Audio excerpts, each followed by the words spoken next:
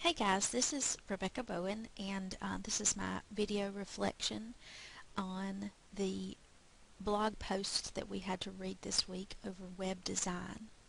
Both of these posts focus on the user and how to make your site simple and easy to understand and navigate.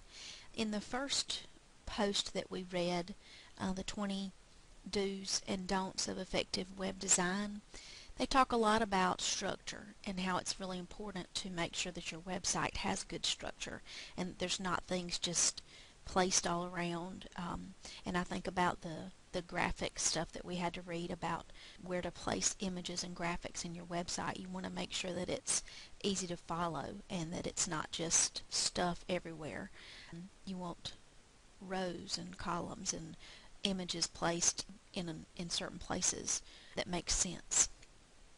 It also talks about that we should focus on the things that are important. When users come to our site, they should immediately see the most important things, and they should not see a big ad somewhere. I know that many times when I go to a website, it will have a giant ad, and it shows on this one. Let me get down to the example here, that IXL ad.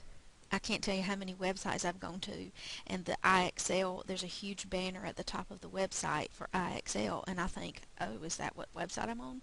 And it's not. It's very distracting. And this post talks about how, we need to minimize the ads that are on there and focus more on draw the user's attention to what our website's actually about. It also talks about choosing the right colors, which we've learned a lot about in previous modules, and how important it is to choose the right colors and the right colors for the purpose of your website. It talks about how a punk rock band would obviously use different colors than this healthcare professional website, and the same goes for education. I wouldn't want to choose, although I like the punk rock color scheme, I may not want to choose that color scheme for my educational website. It also talks about keeping it simple, and that we shouldn't have lots of things on there for no reason. The images and the text that's on there should be there for a purpose, and we shouldn't go on and on and on with paragraphs, long paragraphs, because the reader will get bored and they won't want to use our site on a regular basis if they're bored. The second blog post that we looked at was Good Web Design is All About the User. And again, it's focusing on the user. And even though this is written many years later in 2013, it really still kind of has the same theme. In 2009 we were focused on the user. In 2013 we're still focused on the user and making sure people want to come to our site and use our site. And I really like how it talks about that the latest and greatest design themes are irrelevant. And when we first started our web page design, my thinking was, well, let me see what I can find on the internet. And I Googled current web page design ideas, and I was flipping through them, and I thought, well, this is not very helpful, because the main focus is not what's the most popular. It's the focus of our website, and the design of our website should be, who is this website for?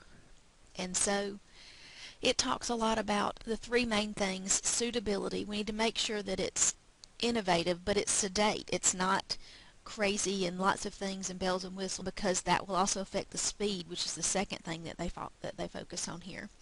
And that we need less stuff so that we can increase our speed, because people are impatient. I know that I am very impatient, and so we need to focus on not so much having lots of things, but we need to focus on how fast our web page is loading. The third thing that this blog post talks about is clarity, and making sure that it's very easy for our users to know how to navigate through the site, and if there is a lot of navigation, that they know how to come back, how to get back to the home page. And I've also learned in other modules and in other classes that it's really important to always have a home page button on your website, in every page of your website, so that people know how to get back to the home page, and so they don't have to click the back arrow so often. And that, again, the purpose of the website should be very important. They should be able to get onto the website and immediately know what the purpose of the website is. And so some things that both blog posts focus on is obviously the user. Both of them focus on the most important part of the web design, of our web design process, should be us thinking about the user and who is going to be using our website and for what purpose. It also talks about, making sure that both of the blogs talk about making sure that you bring what is most important in focus, and making sure that as soon as they get onto the site, they know the most important parts of the site. And you can do this by sometimes using a different color, a different font, but being careful not to use lots of different fonts, because that can take away the focus or confuse users. Both of them talk about focusing on structure and making sure that it's easy to navigate. And both of the blog posts focus on speed and making sure that we don't clutter our page with lots of different things, because we want to keep people on the page. And if it takes, in one place it said, if it takes more than 5 seconds for for a page to load, then many users will leave the page altogether. And I'm confess I'm that impatient. If I'm clicking onto a web page and it's not loading almost immediately, I'm frustrated and I leave the page. So I need to focus on that when I'm creating my own website, so that users will not get impatient and that they will be able to navigate through my site with ease. So thank you very much. This was Rebecca Bowen with my video reflection on web design.